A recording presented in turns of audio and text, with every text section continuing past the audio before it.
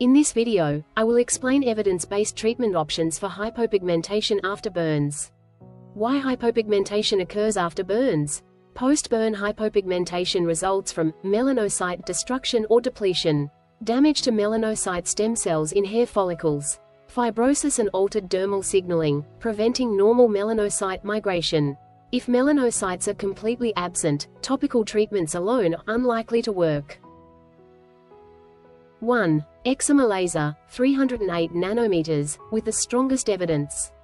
It works by stimulating melanocyte proliferation, migration from hair follicles, melanin production. Multiple studies and systematic reviews show repigmentation in post-burn hypopigmentation, vitiligo-like lesions, and post-inflammatory hypopigmentation. It works best when hair follicles are present. Treatment is started within months. We expect partial to good repigmentation in 40 to 70%. Multiple sessions required. It is less effective in long-standing scars, areas with complete follicular loss. Recurrence possible. It is the gold standard laser-based option. 2. Fractional lasers, carbon dioxide or YAG. It has moderate evidence. It works by creating microthermal zones that allow melanocyte migration. Improve dermal remodeling. Enhance penetration of adjuvant therapies.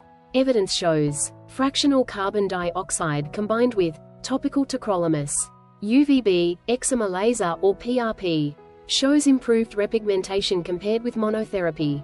It is best used in hypopigmentation within burn scars, textural abnormality plus pigment loss. Alone, fractional laser is unpredictable for pigment restoration.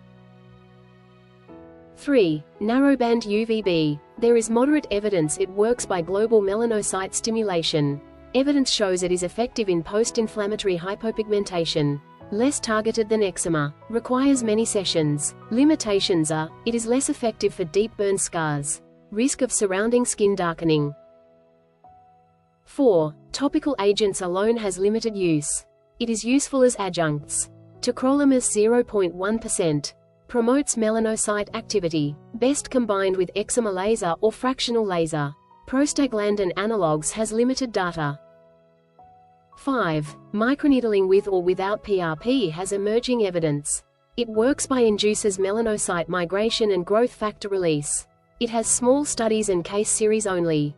It is more effective when combined with UVB or topicals. It is not first line, but reasonable adjunct. 6. Surgical of cellular therapies at specialist level. It is used when conservative therapy fails. It is melanocyte keratinocyte transplantation, where punch grafting is applied. What does not work well? Chemical peels, IPL, which is unpredictable and risk of worsening contrast, topical bleaching agents or single modality laser alone in long-standing scars. Practical evidence-based algorithm. 1. Assess if stable or evolving scar. Hair follicle presence. Duration of hypopigmentation. 2. First line is excimer laser.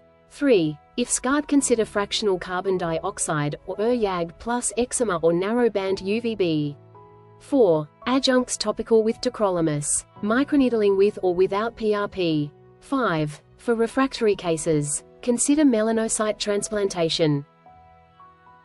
Patients are warned repigmentation is gradual. Results are often partial. Multiple treatments are required. Complete color match is not guaranteed.